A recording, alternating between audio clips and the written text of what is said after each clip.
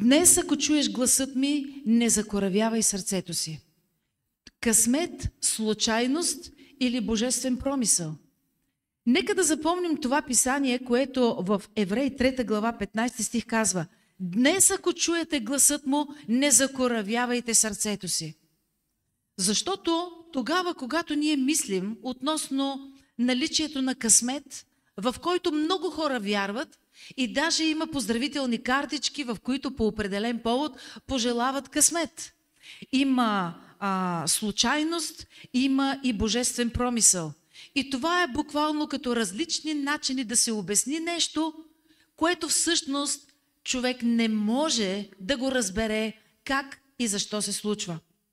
Тези три начина на мислене съпътстват нашия живот и нашия живот ежедневно е белязан от тези начини на мислене.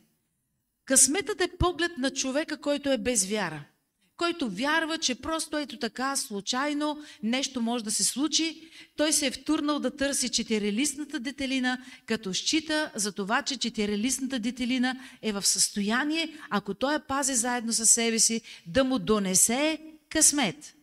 Случайността, това е погледът на човека, който търси Господа, но не е много сигурен в това. Докато Божият промисъл или Божието провидение е погледът на човека, който вече е намерил Господа.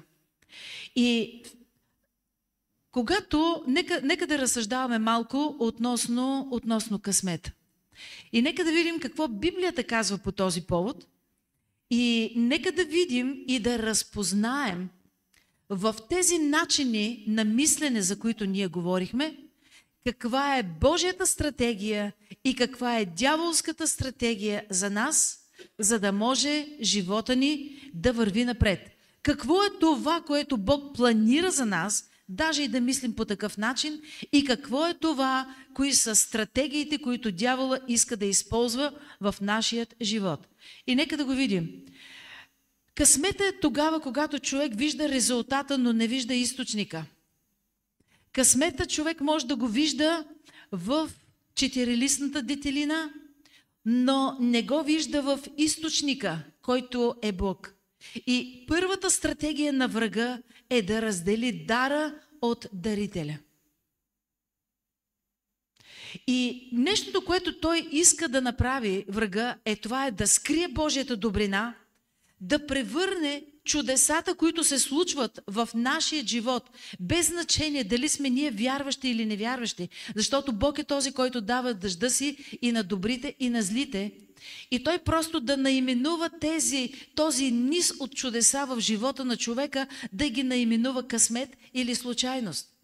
Той е този, който ще насочи погледа ти към дара, но ще отмести погледа ти от дарителя. Дявола е този, който поставя под съмнение гласът на Бог. И това е нещо, което се случи още в Едем. Той каза: истина ли, каза Бог в Битие 3 глава 1 стих? Защото ако човек започне да се съмнява в Божият глас, той губи увереността си в източника. И Библията не познава думата късмет, защото за Бога случайности и случайни неща просто няма. Има решения, които ги взима Бог за нас. Има решения, които ние взимаме сами за себе си. Има решения, които врагът взима за нас. И интересното е за това, че много пъти, да кажа винаги, нашият живот е буквално в едно ходене между Божията воля, между нашата човешка воля и между дяволската воля, която ни тласка към различни неща. Искам да ви кажа за това, че няма тук значение интелектуалността на самия човек. Защото тогава, когато му се случат различни неща в живота, просто забравяш колко висше образование имаш и просто започваш да реагираш на първично ниво, да избягаш, да се скриеш, да направиш нещо. И нека Божията помощ да бъде с нас, защото за Господа има назначени времена. Помните ли тогава, когато той каза: защото времената на езичниците още не бяха се свършили? Помните ли също това, когато Христос, живеейки своя живот, служейки своето служение, на 2 пъти искаха да дойдат и да го хванат, но се каза, че той мина посред тях и си отиде, защото още времето му не беше дошло. Има назначено време от Господа за всяко нещо. И ние виждаме за това, че в географските ширини, в които ние живеем, има 4 годишни времена. Пролет, лято, есен и зима.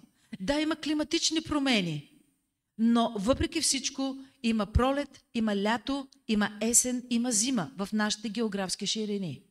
В други географски ширини има нещо, което климата е по просто по-различен начин. И нещото, което нека да разберем за това, че в живота на вярващия човек няма късмет, а има божествено благоволение. Слава на Бога за това. И истинската сила на вярващия не да живее и да очаква просто да има късмет или да стане днеска и да казва, ето на, забравих нещо, ето на, нямам късмет. Но Божията помощ да бъде с нас. А благоволението е сигурността на обещанието, което Бог дава. Нека да видим и случайност. Какво означава това? Случайност означава, когато Бог работи скрито, но човек не може да го разпознае. И случайността, това е Божият начин да ни привлече вниманието.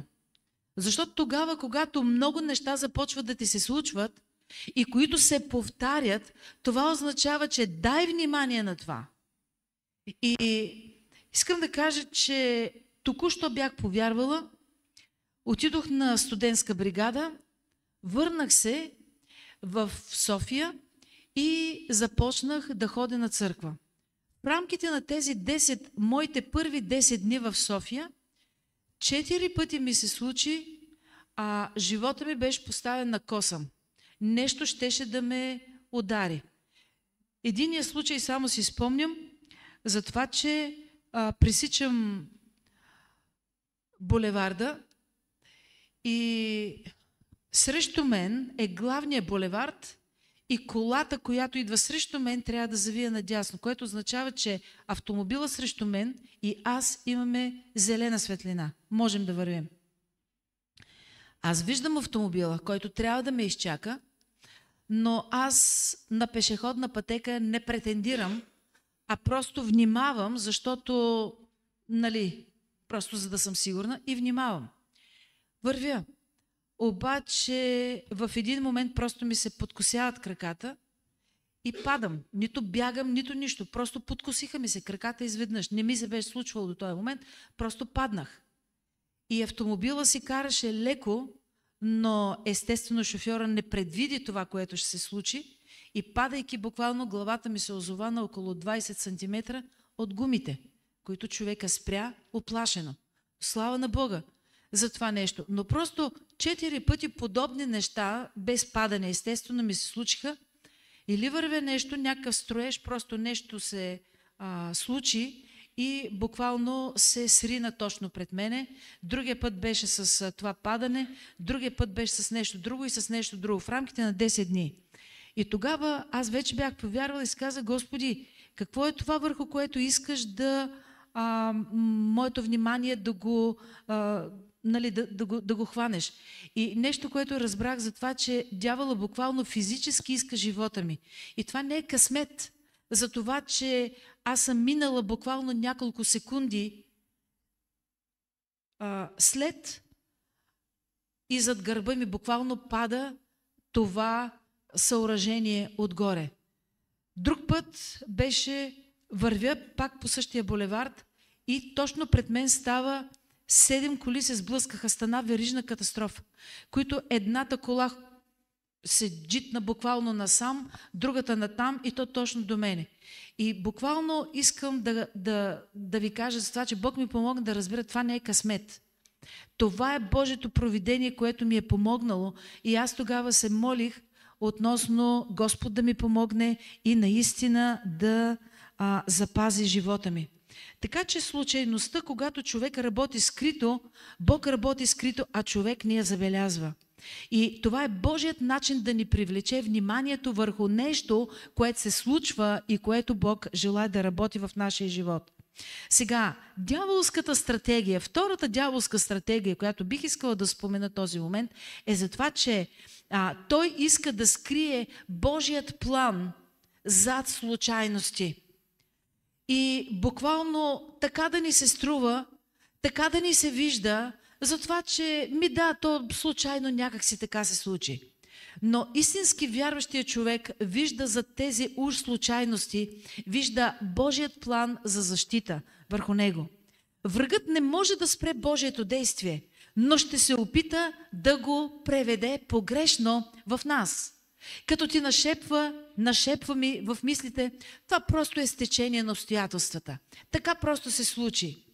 И искам да ви кажа за това, че тази мисъл изглежда безобидна, но тя подкопава доверието в Бог. А когато я подкопава доверието в Бог, там където няма доверие, вярата се разпада. А в Евреи 11 глава 6 стих се казва: без вяра не е възможно да се угоди на Бога. Така че как Сатана превръща духовния човек в един наблюдател? Когато вместо да вижда Божият промисъл, той вижда просто случайности. Вместо да се радва на чудото, търси логично обяснение. Вместо да благодари, започва да се съмнява. Искам да ви разкажа един случай тук, който преди години заедно с група от 24 български пастори имахме покана от една голяма църква от Америка да отидем на библейско обучение там. За период от време. Платихме си билетите, подписахме декларации за това, че това няма да бъде повод да избягаме от страната, а просто напротив, се връщаме обратно и си продължаваме с служенията, като имаше хора, които гарантираха за нашето връщане. И нещото, което беше подсигурено за нас от тази голяма църква, просто времето, което ние ще стоим там и в същото време за храната и за отсядането. Бяха промислили за нас. И така че нещо, което се случва, ние сме планирали в неделя след обяд ние да заминем за София с влак. Полета щеше да бъде много рано на следващата сутрин и сме планирали в неделя след обяд, в най-възможния ранен влак, който е, след като службата тръгне, да тръгнем. Обаче живеехме тогава в мезонет, който беше с вътрешни стълби и вътрешните стълби не бяха все още готови и за да отидеш от първия етаж на втория, където бяха спалните, просто трябваше да излезеш от външната врата и да отидеш горе. И нашата скъпа майка тогава гледаше децата и всъщност мъжът ми не успя да донаправи стълбите, така че да може да се качват на втория етаж.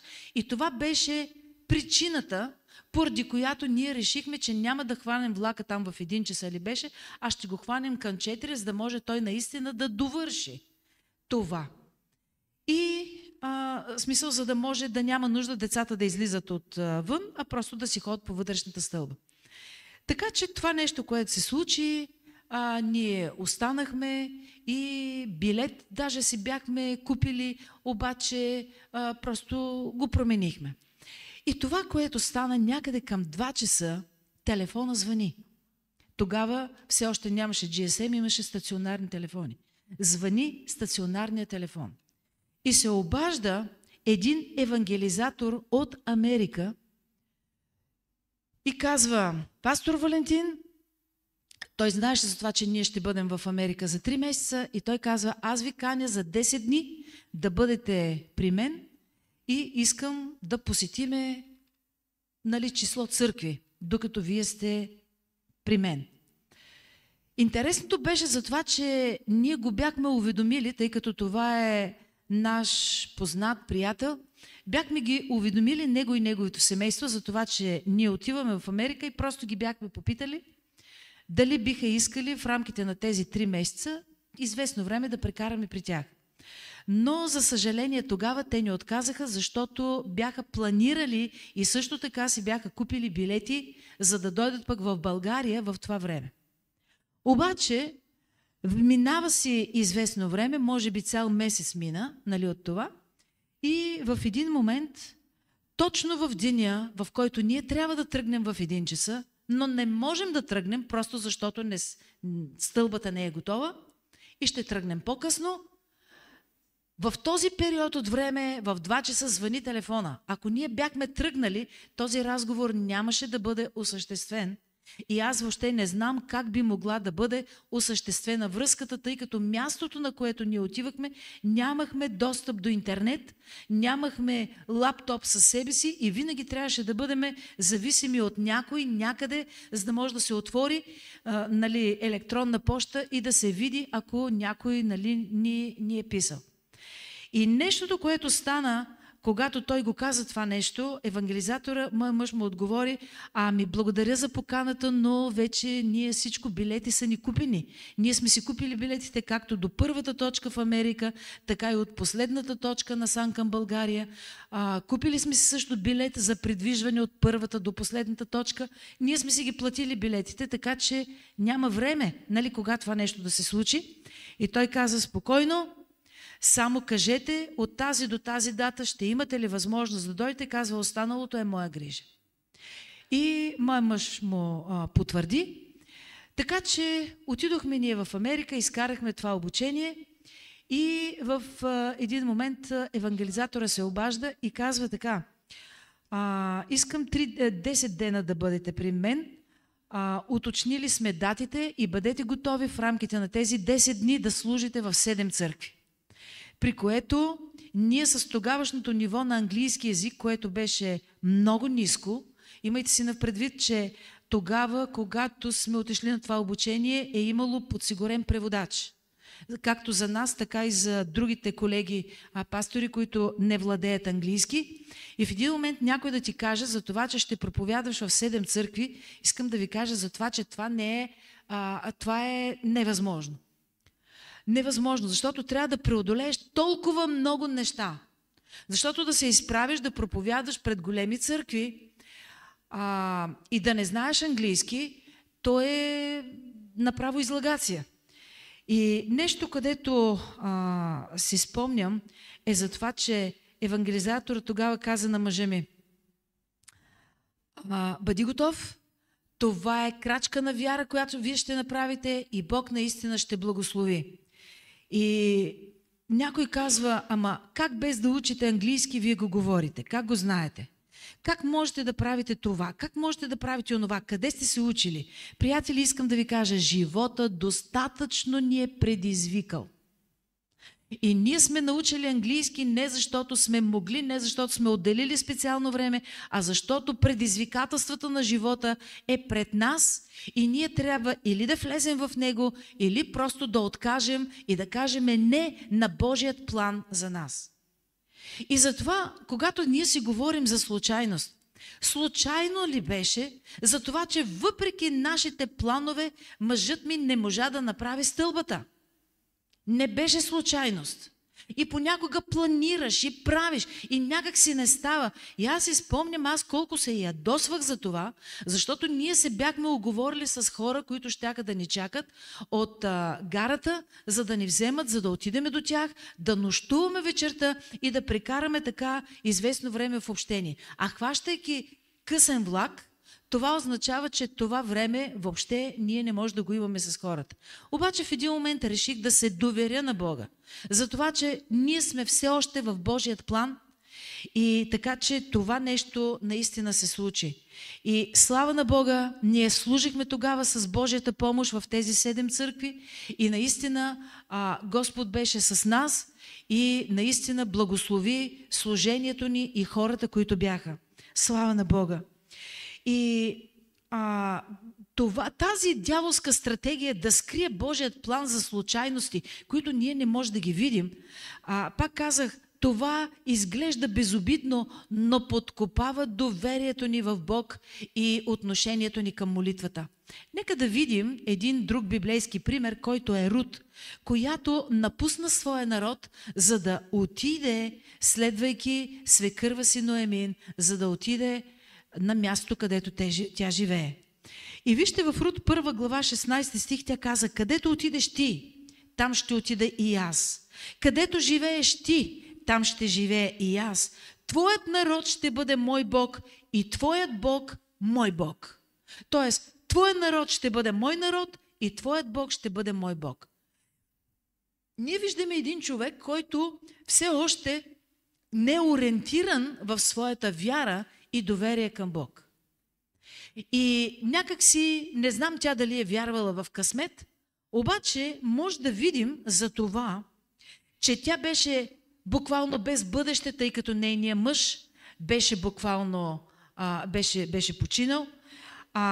Тя беше без сигурност и тя ходеше буквално за да събира остатъци от нивите, за да може да нахрани себе си и свекърва си, поради това, че всичките техни притежания бяха отнети, бяха преминали в ръцете на други хора.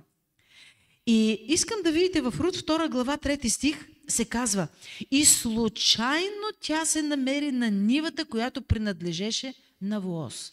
Случайно тя се намери там. И ние знаем за това, че в Божието царство няма случайност. И Бог беше подготвил нивата, Бог беше подготвил момента, Бог беше подготвил и човека, който щеше да бъде нейният отговор, щеше да бъде Божия отговор за нейното време, за нейната ситуация, за нейната нужда. Но Емин не знаеше, че намирайки се случайно, в кавички, на нивата, тя щеше да срещне Вооз, който щеше да стане нейния мъж. Тя не знаеше за това, че тя щеше да бъде негова съпруга и детето, което тя щеше да му роди, щеше да бъде дядото на цар Давид. Тя не го знаеше това. Тя беше чужденка. И това случайно е част от Божият промисъл, който тя в момента не го виждаше. Обаче Бог беше с нея. Нека да видим сега и за божествения промисъл.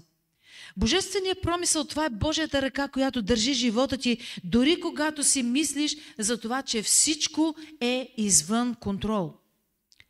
И тази трета стратегия на врага искам да видим, когато врагът е този, който вкарва страх от днес и прехвърля вниманието ни към утре.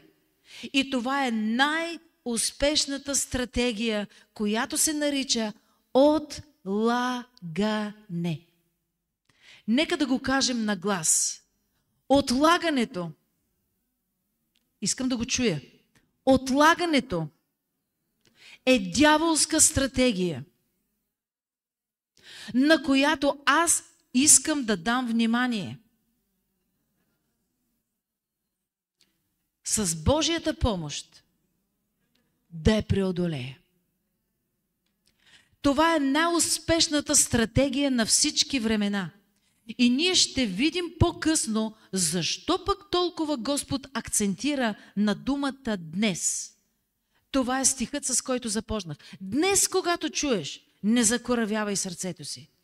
Така че нека да се върнем относно божествения промисъл и тази стратегия, която врага вкарва страх от днес и прехвърля вниманието ни към утре, чрез отлагане. Сатана не се бори само срещу вярата ни като цяло. Той се бори срещу момента на вярата ни. И това нещо е духовен момент, което няма начин как да го направиш и как да го предизвикаш. Има моменти, когато просто нещо се отключва и ти трябва да скочиш там. Трябва да влезеш там, защото в противния случай изгубваш момента, изгубваш времето. Нашият български народ има една приказка такава, която е за едно момиче, което мащехата му го изпратила в гората, там с различни цели, обаче нещо, което се случва, една възрастна жена го намира, дала му задача да и нахрани животинките, момичето и нахранило животинките и на следващия ден, нали, след като е пренощувало, отиват до една река и бабата казва: аз лягам, ти така, нали, вземи тук така да ме... нали, просто да стоиш заедно с мене и докато си дремвам, когато видиш, че реката тече еди каква си, не ме буди. Когато тече черна, когато тече червена, когато тече каквато и да е, но когато видиш, че тече златна, тогава жълта, нали, тогава ме събуди. И тогава момичето събудило бабата и бабата го топнала там и то станало златно момиче. Това е в сферата на притчите, които и сам Христос казваше на своите ученици и последователи, за да могат буквално чрез притчи да разберат символиката, да могат да разберат значението на нещата, които се случват. И ето тук тази българска народна приказка прекрасно описва този момент, в който нещото трябва да се случи. Момичето е в очакване, но това, което тя очаква, то ще се случи в конкретен момент. И за това казвам, чуйте това. Това е Божието откровение, което имаш нужда да чуеш днес. Дявола няма против вярата ти, но има против момента, кога да упражниш вярата си. Защото това е ключ, който ако го изгубиш, ти отлагаш, стоиш в дяволската стратегия и пропускаш възможности. И нещо, което се моля този ден, чрез моите думи, ти да чуеш гласът на Святия Дух, който буквално иска да дойде и да докосне сърцето ти. И не само да го докосне, но да дойде и да промени мисленето ти във връзка с отлагането. Да не бъдеш подвластен на дяволската стратегия на отлагане, но да бъдеш подвластен на момента на вярата, когато Той прави нещата. Просто толкова силно въодушевление бяхме изпитали с Дани двамата, когато нещо, което се случи, бяхме тук на църква и бяхме по време на хваление. Предишната неделя бяхме в квартала, в една от ромските църкви, с които, нали, имаме взаимоотношения, и просто служихме там. Аз и Дани. Следващата седмица идвам тук и по време на хваление Святия Дух ми каза буквално за това, че след хвалението трябва да тръгнем към квартала. При което аз изключително се смутих. Смутих се поради няколко причини. Първата причина е за това, че аз лично у дома съм била поставена в много некомфортни ситуации, защото и по телефона са ми звъняли, и от дома са ми идвали всякакви хора по всякакво време. Във време, когато не е било удобно за мен. И лично като домакиня, аз казвам за това, че нашата врата е отворена за всеки, но по-лесно е за домакинята, когато знае, че след няколко минути или след няколко часа или там конкретен ден, човека, който иска да дойде, ще дойде. И просто съм била вкарвана в големи неудобства, когато просто не ми е било комфортно. Всяка една домакиня ще разбере това, което ви казвам. И всъщност, това, което правя е, винаги когато трябва да отида някъде, просто старая се да уведомявам човека предварително. Това е нещо, което е като... като нещо, което е като закон за мен. Ако не успея, тогава просто отивам, но това е като последен вариант. Нещото, което се случи е за това, че с това желание, не желание, а буквално настояване от Святия Дух да отидем в квартала, и то в същата църква, която бяхме предишната седмица, пак казвам, ме вкара в много голям некомфорт. И много пъти ние си мислим: о, Господи, само да чуя Твоя глас. Но Писанието продължава: днес, когато чуеш гласът му, не закоравявай сърцето си. Това е продължението на стиха. И това, което стана, си казвам, Господи, ти знаеш за това, че за да отида аз някъде, аз трябва да бъда поканена. И аз съм последният човек, който ще отиде непоканен някъде, или човек, който ще ти се обади и ще ти каже, аз днеска искам да се поканя да дойда у вас. Това не е в моя характер. Аз просто не мога да го направя. Другото неудобство, което беше, си казвам, как се чувства моя мъж. Моя мъж излиза тук да проповядва, в един момент и аз изчезвам, и Дани изчезва, той не знае, а няма как буквално от слизането ми на сцената и веднага при неговото качване тук, аз да го спирам и да му обяснявам всичките тези неща. Няма как да се случи. И всъщност беше въпрос на избор. Беше момент какво да направя. И тогава слезнах долу, казах на Дани, написахме една бележка, която просто тихомълко му подадохме тук. Отиваме в квартала, ще ти обясним после, проблеми няма. За да не се тревожи, да мисли, че нещо е станало проблем. Качваме колата и отиваме, но това чувство на неудобство в мене стои. Чуваме, че хората пеят, тъй като докато ние си изкараме хвалението и уния са хвалили Бог. И чукаме на вратата, отваряме. В момента, в който хората ни видяха от църквата, Дани, помниш ли? Църквата избухна. Започнаха хората да скачат, започнаха да пляскат, започнаха да викат, започнаха да свиркат. И аз се почудих тотално какво се случва в момента.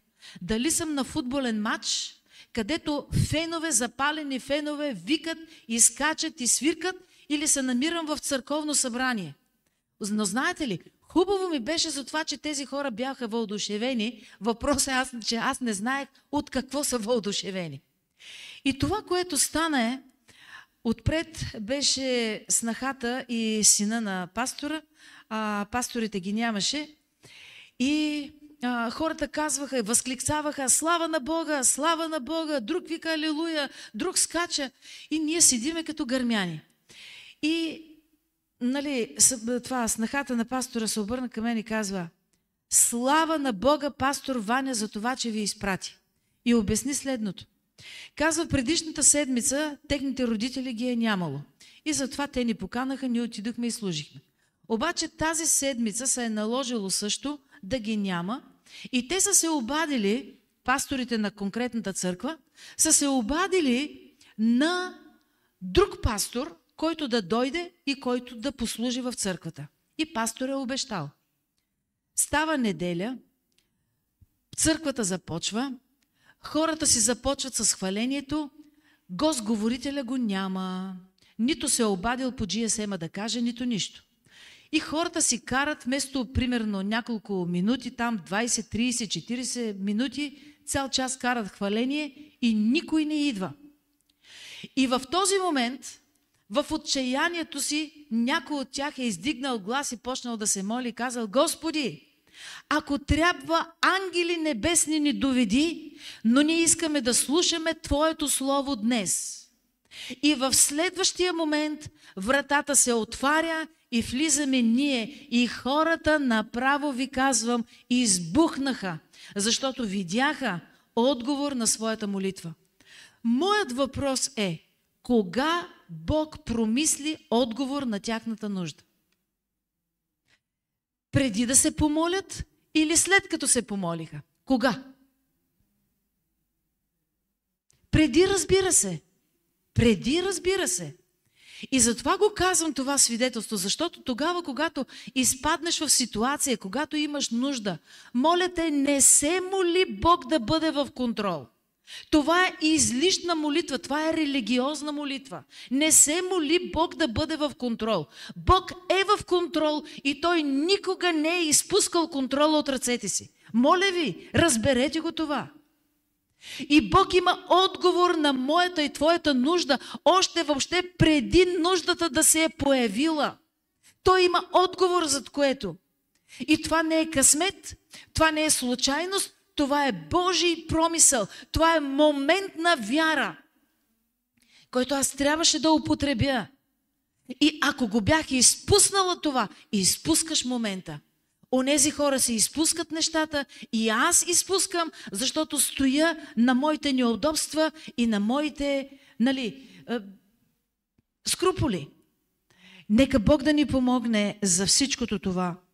И буквално това отлагане, което Господ иска да ни помогне, в което то не идва изведнъж. То идва, когато все по-често казваш утре и все по-рядко казваш днес.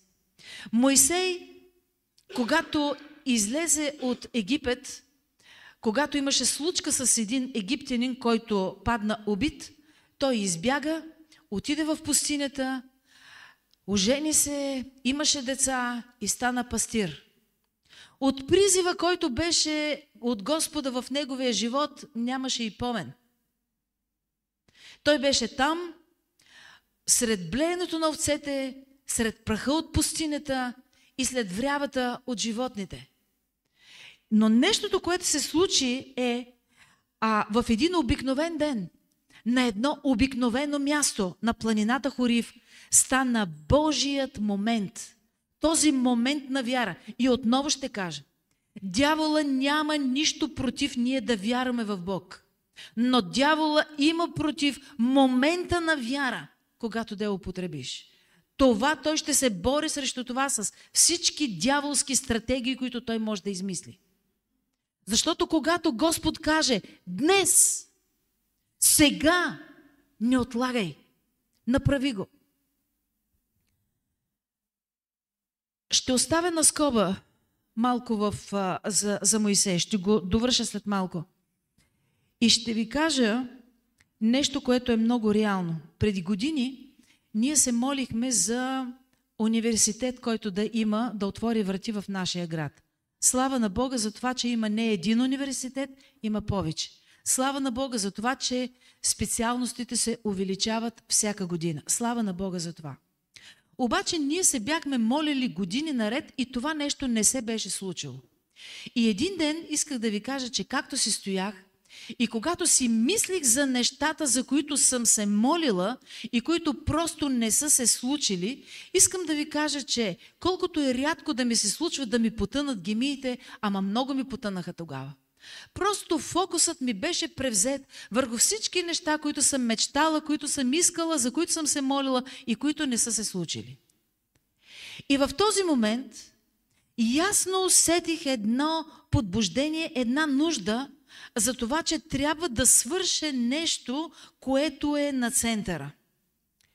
И всъщност, така както бях с къщни дрехи, само си смених обувките, излязох, защото отидох за да купя нещо от центъра, не съм ходила на срещи, някакви уговорки с хора и така нататък, и просто не съм се облекла с подходящи дрехи, които са за среща.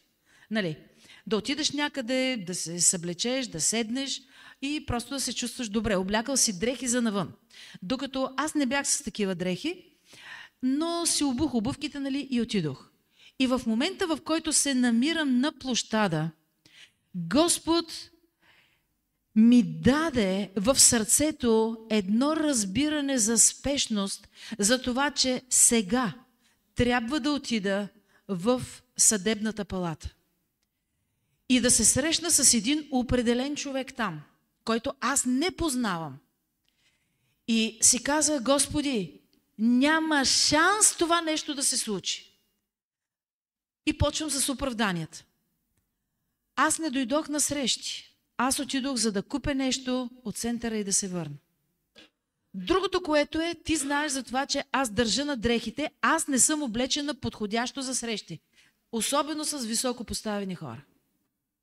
И това е моето извинение. Пак казвам, дяволът ще направи всичко възможно, не да те дръпне от вярата ти в Бог като цяло, но ще направи всичко възможно, за да те спре. И то ти сам да се спреш. Поради начина ти на мислене. От момента, когато трябва да употребиш вярата си. Духовния момент. Какво става? Почвам и се обяснявам и в същото време си казвам в един момент, Боже, послушанието за Теб е по-важно, по-ценно, отколкото жертва. Така че отивам. Но вътрешно, тайно в сърцето ми, аз не искам да се срещна с този човек. И много се надявах той въобще да не е там. Защото това е човек, с който можеш да се срещнеш, но само след предварително уговорена среща, когато ти се даде ден и час. Няма шанс как да отидеш и моментално да влезеш при него. Така работят нещата. И стоя там и отидох, намерих му кабинета къде е и просто си казвам, много ще се радвам, ако просто него го няма вътре. Защото така ще имам, как да кажа, просто ще си имам извинение за това, че, нали. Другото, което е, аз не знам какво ще говоря. Можеш ли да се срещнеш с високо поставен човек, отиваш без среща и не знаеш какво ще му кажеш? Ето това е изпълнение на словото, което се казва. Когато ви изправят пред царе, пред управници, пред високо поставени, тогава няма да говорите вие, а ще говори Святия Дух чрез вас. И каза Господи, все пак, ако човека е там, аз не мога просто да отворя вратата и само да му се усмихна. Бог искаше от мен точно това. И това е доза вяра, да му се довериш. За това, че той знае. Аз не знам защо, но той знае. Чукам на вратата с очакването него да го няма. И чувам дълбок мъжки глас, който казва: да, влез. Влизам. Огромен човек. Стана зад бюрото си и аз му се усмихнах, защото това ми е естественото, което ми идва, когато видя някой. И в този момент усетих да му кажа следните думи. Здравейте! Аз съм Ваня Дуцова, съпругата на пастор Валентин Дуцов. Точка. Това е.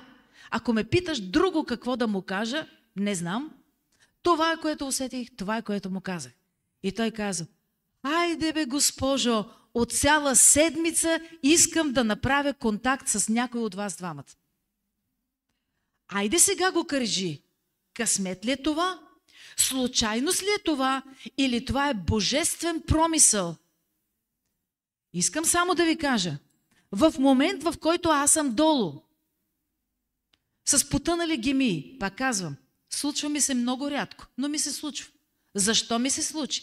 Защото целият ми фокус беше върху всички неотговорени молитви, които съм имала, които все още не съм видяла Божият отговор. И когато мислиш по този начин, ти вярваш в Бог, но неверието те превзема. Другото, което е, човек има вътрешни скрупули все пак.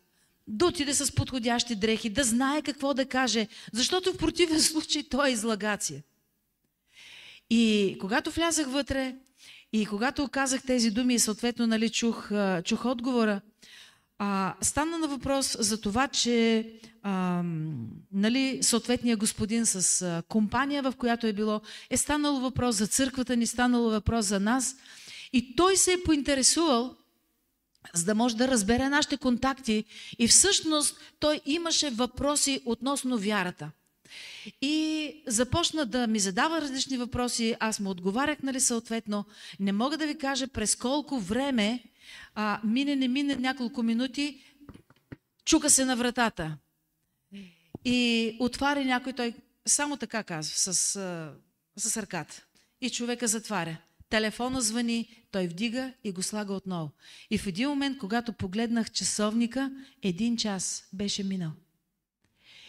Свършихме разговора и той каза едни думи, които бяха отговор на обезсърчението, в което бях изпаднала и вече за което бях забравила по времето на този разговор. Той каза: с вярата, която имате, този град ви принадлежи. И това е момента, когато аз спрях да се чувствам като част от пастирското тяло на местната църква и започнах да се чувствам като един от пасторите на целия град. Вече църквата ми стана малка. Разбирате ли? И това е божествен промисъл. И да се върнем към Моисей. Моисей за този момент и чета от Изход 3 глава 2-5 стих. И Господният ангел му се яви в пламък и сред една капина. И той видя, че капината гореше, но не изгареше. И каза Моисей: ще се приближа и ще видя това велико видение. А когато Господ видя, че той се приближи да погледа, Бог му извика от сред капината и рече: Моисее! Моисее! А той отговори: ето ме. Ето ме. Ето за това, ето ме, Сатана ще води битки и на земята, и над земята, и под земята, от всякъде. Ето за това, ето ме. За този момент, духовен момент, за който ние говорим. Божественият промисъл превърна един обикновен ден в Божие назначение. И той каза: аз съм Богът на баща ти, Богът на Авраама, Богът на Исака и Богът на Якова. И промисълът, божественият промисъл на Бога винаги започва с нашият отклик: ето ме. Да започва да се случва, искам да кажа. Защото случаите за това са безброй. Няма нужда да говоря за тях повече. Но нека да видим за това, че Бог е този, който не търси съвършени хора, а налични. Той не търси способни хора, а готови. Защото аз и ти ние може да станем способни заедно чрез Него. Слава на Бога! Нека да видим каква друга стратегия има врага. Като четвърта стратегия съм си записала: врагът внася объркване чрез обстоятелства. Тези обстоятелства в нашия живот. Аз не мога да направя това, защото. Не мога да отида там, защото. Не мога да стоя тук, защото. Обстоятелства, обяснения и всякакъв род такива неща. Моисей не разбра веднага защо трябваше да отиде в пустинята. Рут не знаеше защо трябваше да напусне дома си. Над всичко това беше невидимата нишка на Божият промисъл. Объркването е една димна завеса, която врагът използва, за да скрие хоризонта на Божият план. И вярата казва: не виждам края, но знам кой е с мен и кой ме води. Това е нещо, което е много хубаво. Вярата не вижда края, но казва: аз знам кой е с мен и кой ме води.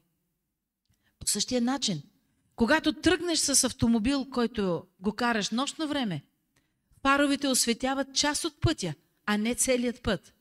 И ти с доверие в своят автомобил шофираш напред по пътя и очакваш фаровете да осветяват следващите метри, за да можеш да ги преминеш, и това непрекъснато се мести. Слава на Бога! И крадецът идва само да открадне, да заколи и да погуби. Но Йоан 10:10 казва: аз дойдох, за да имат живот и да го имат изобилно. Другата вражеска стратегия, която искам да спомена, е: врагът подменя Божият образ в сърцето на човека. Най-опасното не е, че човек не осъзнава Божият промисъл, а че започва да се съмнява в самият Бог. И това е същата лъжа, която змията пошепна на Ева. Истина ли е, че Бог каза? Истина ли е? И нещото, което се случи тук, Сатана не отрече Бог, той не отрече съществуването му, но подсили съмнението в Божият характер. И ние пееме песни за Божията добрина, която ни води всеки ден. Пак казвам, това, което Сатана ще направи, той няма да ограничи твоята вяра в Бог, като я спре, като започна ти доказва, че Бог не съществува. Но той ще направи всичко възможно. Пълчищата адови той ще ги вземе буквално, за да може да те спре в този момент на вяра, да не кажеш: ето ме. И когато посее съмнение в Божият характер, това буквално човек не е способен да може да чува и да може да различава гласа. И когато не е способен да чува и да различава това вътрешно водителство, тогава вече той е склонен да отдава случките, които му се случват на късмет, на случайност и така нататък. И той не просто заглушава гласа на Бог, той го изкривява, за да бъде неразбираем, чужд или дори подозрителен за нас. Сега искам да си отговорим на въпроса, защо Бог винаги акцентира на днес. Нека да го видим. Защо Бог не казва утре, някой друг ден или когато си готов? Господи, аз ще извърша Твоята воля, но когато съм готов. И човек започва да чака да бъде готов. И този момент да бъде готов, ама никога не идва. Аз ще се оженя, когато бъда готов.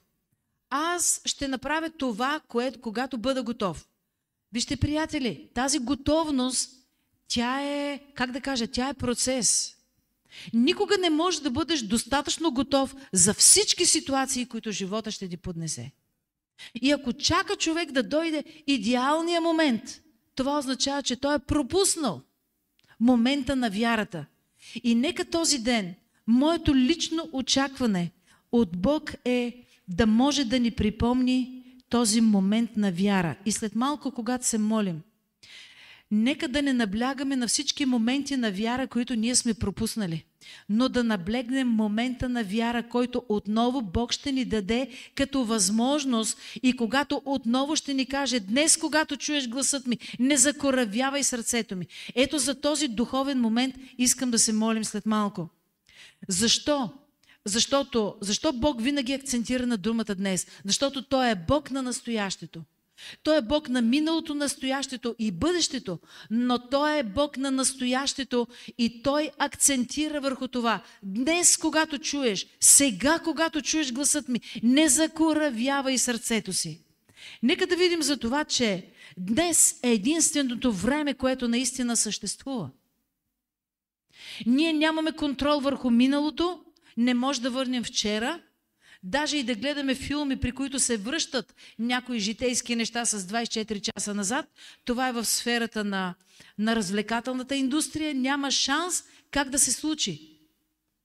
Един единствен случай е записан в Библията, когато Бог направи така, че времето да се върне назад. И това беше когато Исус Навиев в Стария Завет воюваше една битка, когато Господ направи слънцето естествено, което дойде при залязване, да се върне обратно.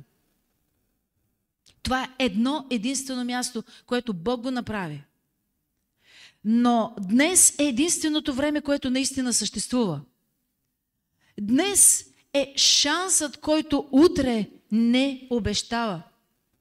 И ето за това във 2 Коринтияни 6 глава 2 стих отново се казва: ето сега е благоприятното време. Ето сега е спасителен ден. За твоят отговор, за твоята нужда, за болестта, която те мъчи, за взаимоотношенията, от които си разочарован, за съпруг, за работа, за какво ли не. Просто внимавай за момента.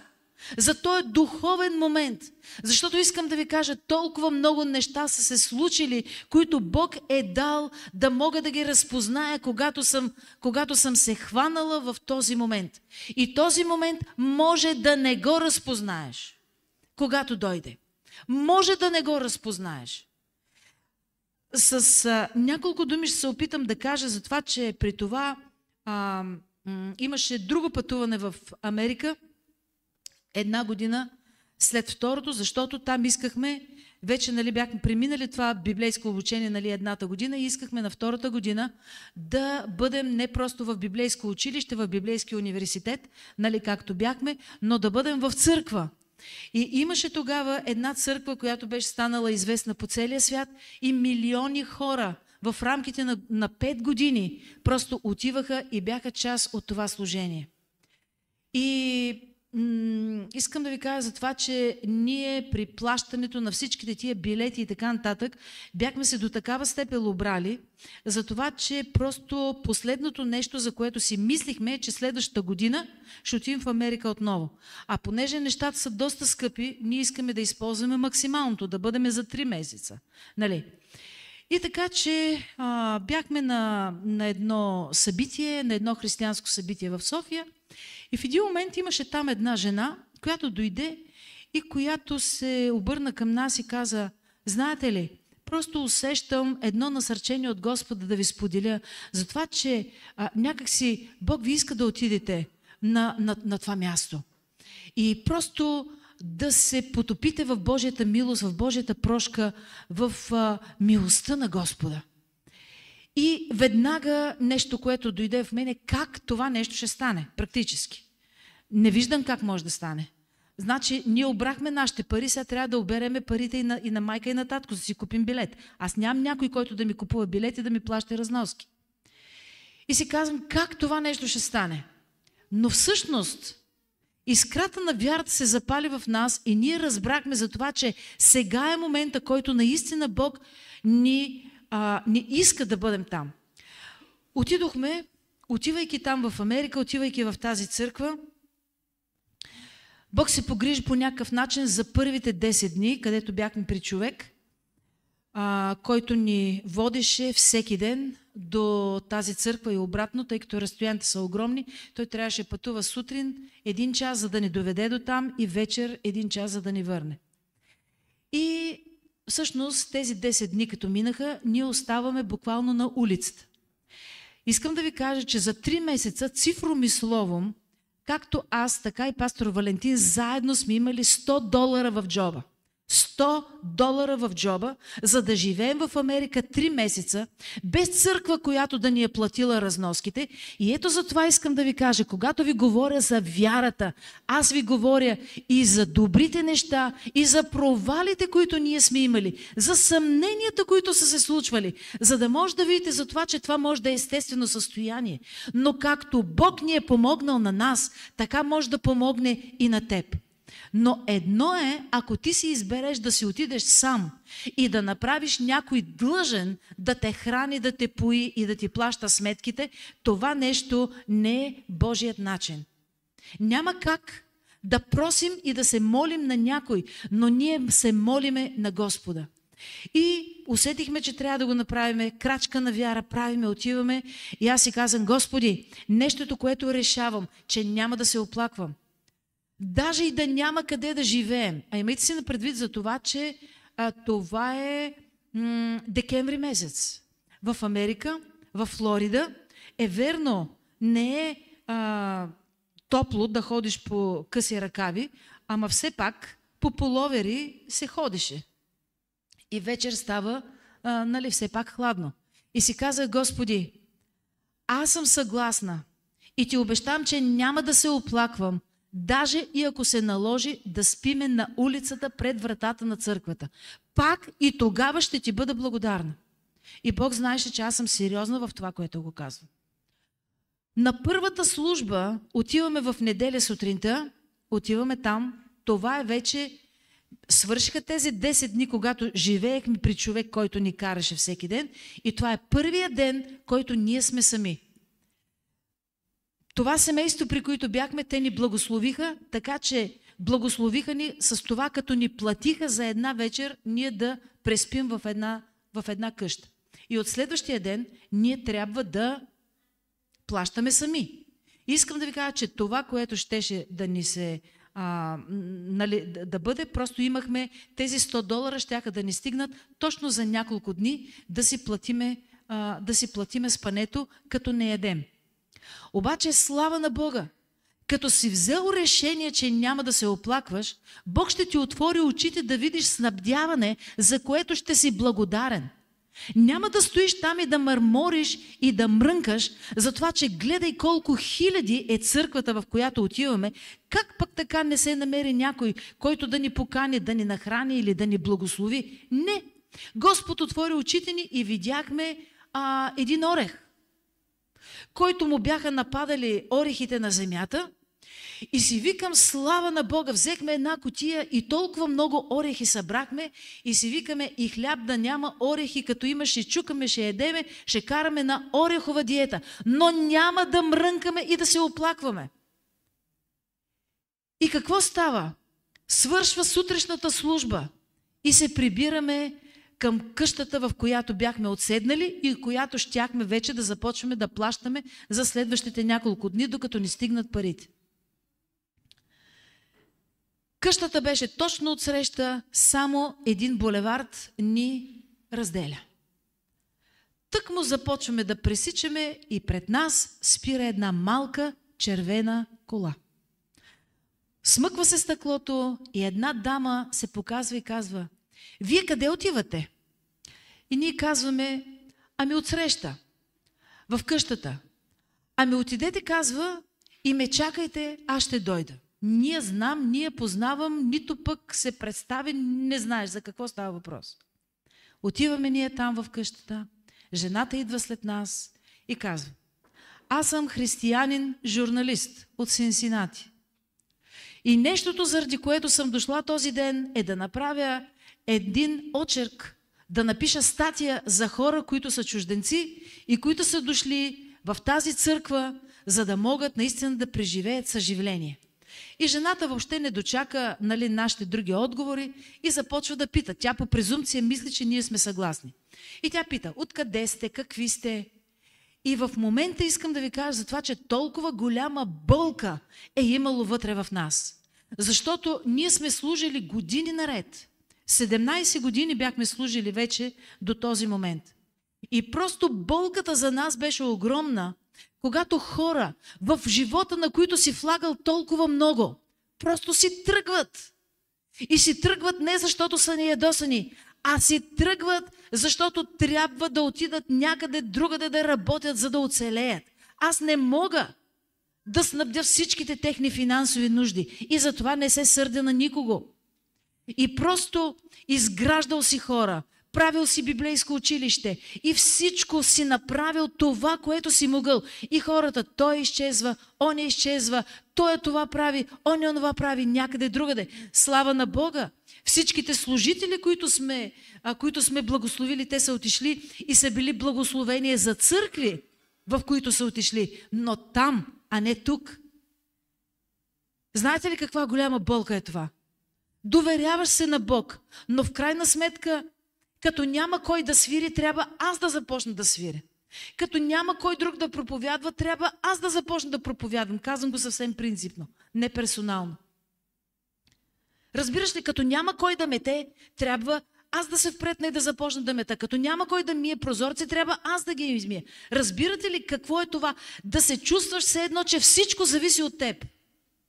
И да знаеш за това, че не можеш да промениш нещата. Ето в такова състояние ние сме отишли в Америка. И имахме нужда да стоим, за да може някой на нас да ни служи, а не всичко да зависи от нас. И в момента се явява тази жена и казва: вие какви сме? Ние казахме: ние сме от България, ние сме пастори и съжаляваме, но не желаем да говорим с теб. Тя се направо втрещи. Вика: как е възможно?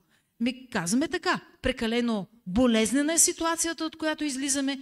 Не искаме въобще да си спомняме, че сме българи. Не искаме въобще да си спомняме, че сме пастори. Искаме да отидем в едно събрание, да забравим България, да забравим пастируването. Искаме да си спомним за това, че ние сме Божии деца.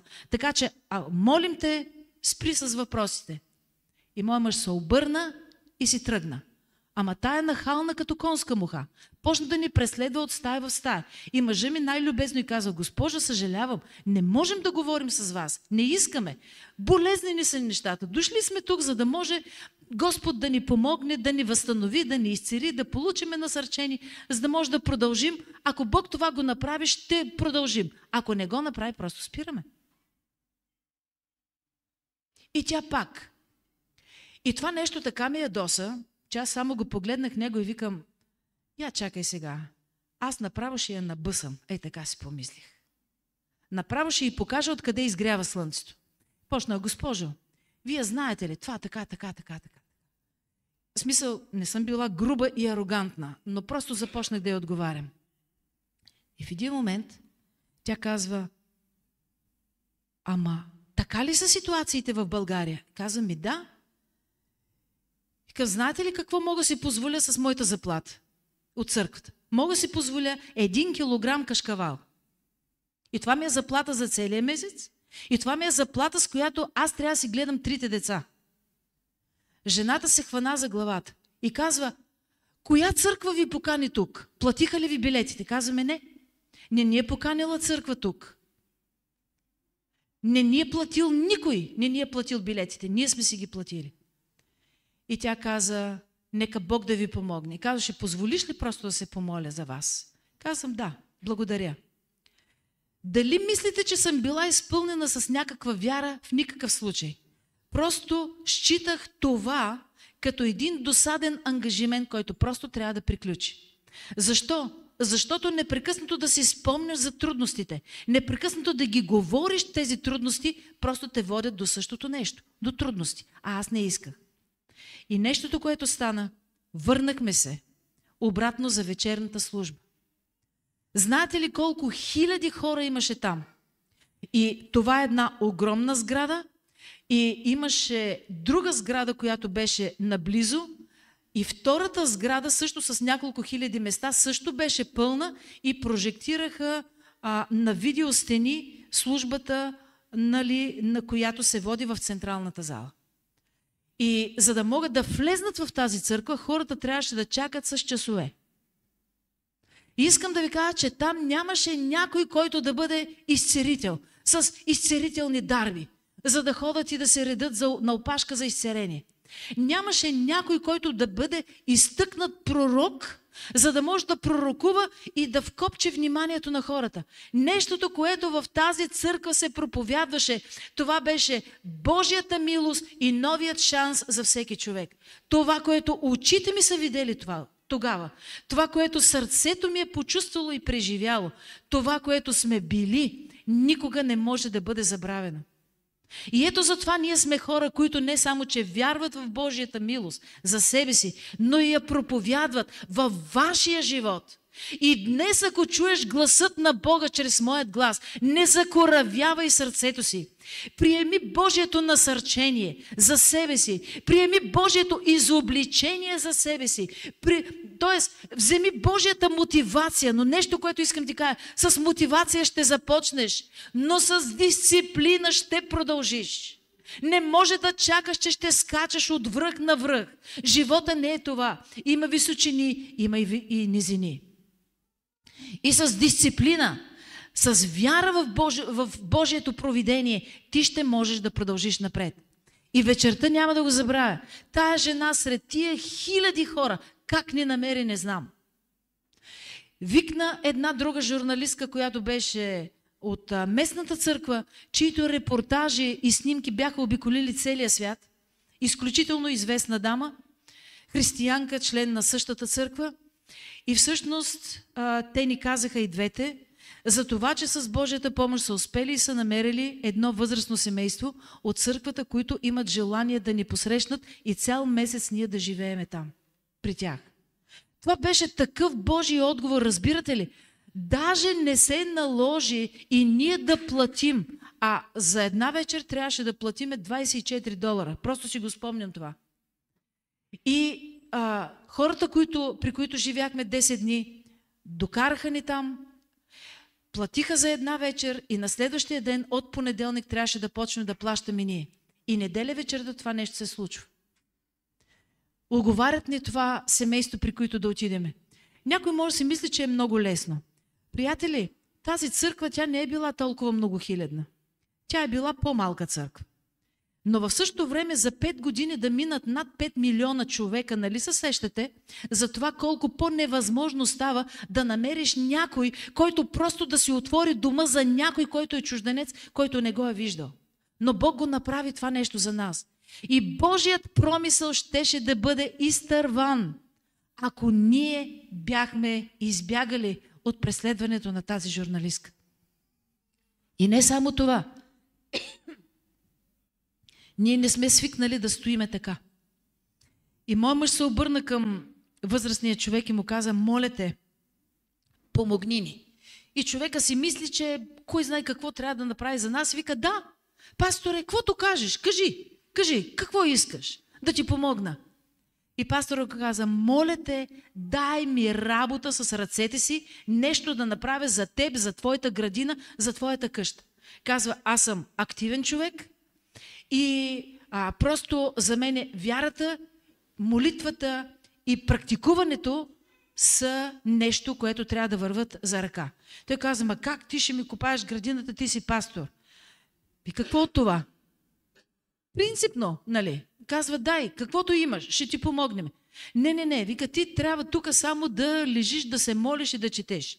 Той казва: и молитвата, и четенето, и пребъдването те няма да избягат. Но във времето, когато сме свободни, имайте си направи, че църква имаше всеки Божий ден. А в петък, в събота и в неделя имаше по 2 пъти. И нещо, което стана, той каза, ами каква нужда имам? Имам, каза, просто вика ти споменавам, че имам нужда да ми се боядиса къщата отвън, обаче аз нали, ще си наема майстори нали, за тая работа. Мъжа ми казва, аз мога да го направя това нещо, така че ако искаш, ние ще боядисаме къщата с жена. И он вика, ама ти го умееш това? Как вика го умееш? Къде си го учил? И моя мъж му каза, предизвикателствата на живота. Казва, тия където знаят да мажат, те да не са учили в Кембридж. Това му е фраза. Вика, с Господа всичко мога, но той действително си имаше и умение за което. Боядисахме му къщата, аз помагах и тогава накрая той човек след 1 месец толкова благодарен и каза, знаеш ли, аз си мислих, вика, че аз ще ви благословя, като ви дам място, но казва, вие ме благословихте много повече. И казва, искам просто да ви дам една сума пари. И казвам, не, ние не сме тук, нали, за да ни плащаш.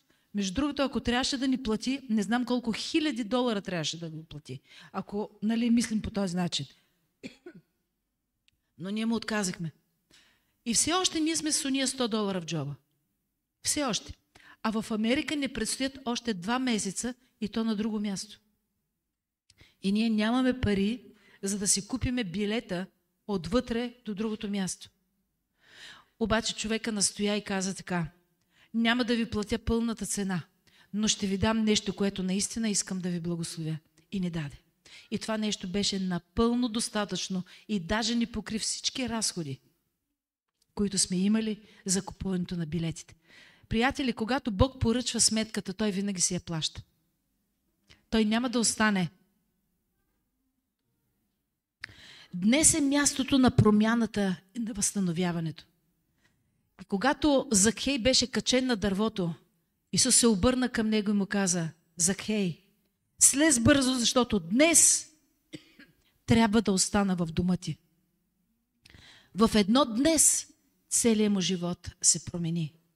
Днес е доказателство за това, че Бог не се е отказал от тебе. Ако имаш днешния ден, имаш нов шанс. И дявола няма власт да спре Божият промисъл, за това ще се стреми да те накара да не го разпознаеш. И когато чуеш Божият глас, не отлагай, а кажи, ето ме. Може ли да се изправим? Алелуя! Ето ни, Господи! Господи, моля Те, отвори духовните ни очи, за да може да виждаме Твоята ръка в обикновените дни. Научи ни да разпознаваме Твоят глас в тишината на настоящето. Научи ни да разпознаваме и да не мислим да живеем от късмет, нито да се лутаме в случайности, а да ходим уверено в Твоят промисъл. Нека всеки ден да бъде нашето днес, в което чуваме Теб и Ти отговаряме с ето ме в името на Исус. Благодариме Ти, Господи! Благодариме Ти, Отче, в името на Исус. Защото Ти каза и то стана. И аз се моля, Господи, за всеки мой брат или сестра, независимо дали е тук или у дома си.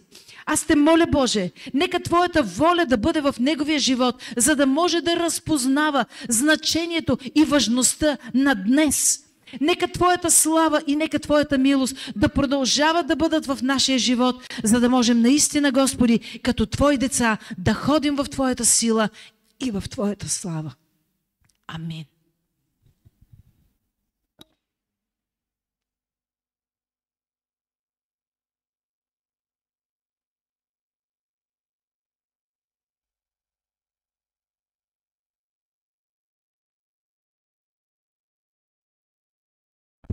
След като чухме всичките тези неща, на мен ми е трудно да започна да говоря, защото наистина съм докоснат толкова силно от Бога и което Бог направи днес. Може да седнете само за момент, предстои ни да участваме в Господната вечеря.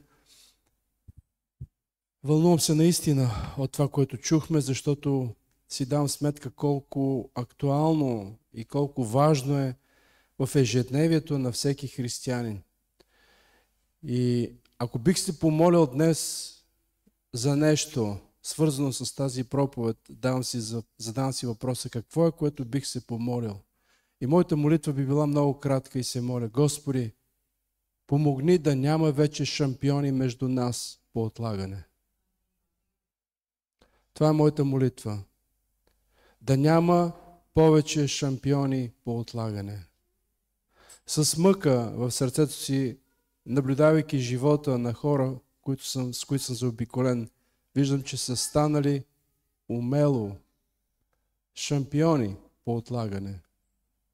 Утре, утре и все е утре. А утрето, в него няма никаква сигурност. Въобще дали ще дойде. Ние не знаем утрето дали ще дойде.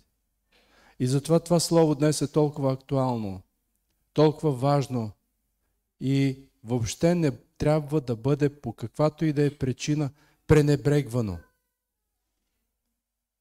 Наблягам на това. По каквато и да е причина, това слово не трябва да бъде пренебрегвано. Мъчно ми е, трудно ми е, когато виждам дискусии, ожесточени дебати. Може ли жена в църквата да проповядва?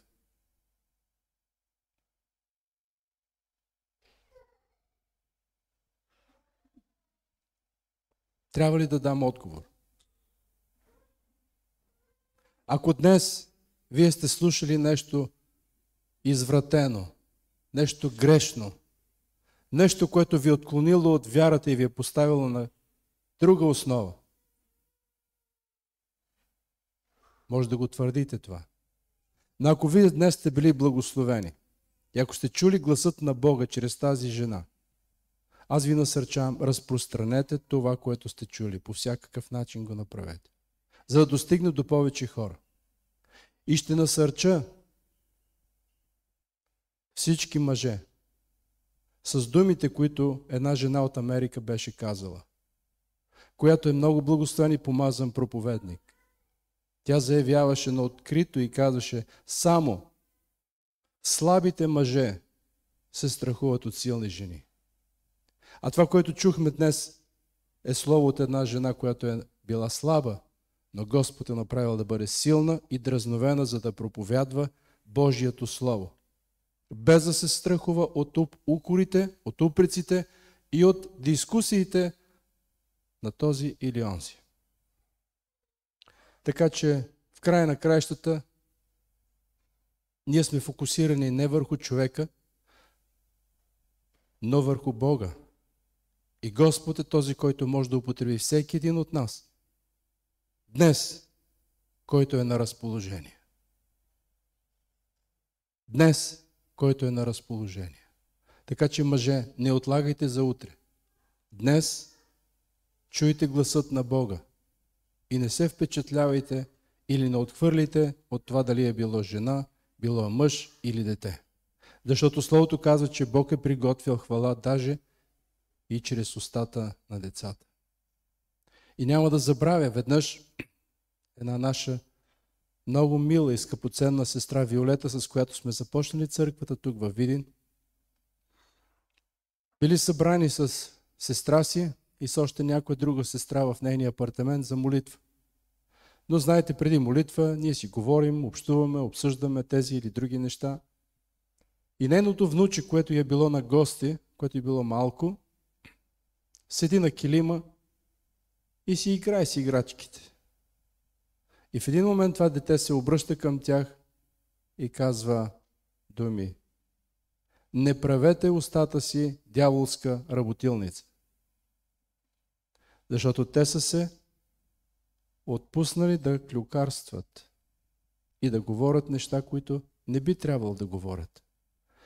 И тази жена сподели това и винаги го помня и си казвам: виж, Бог е приготвил начин, по който да достигне до нас и ще използва всеки, който е на разположение.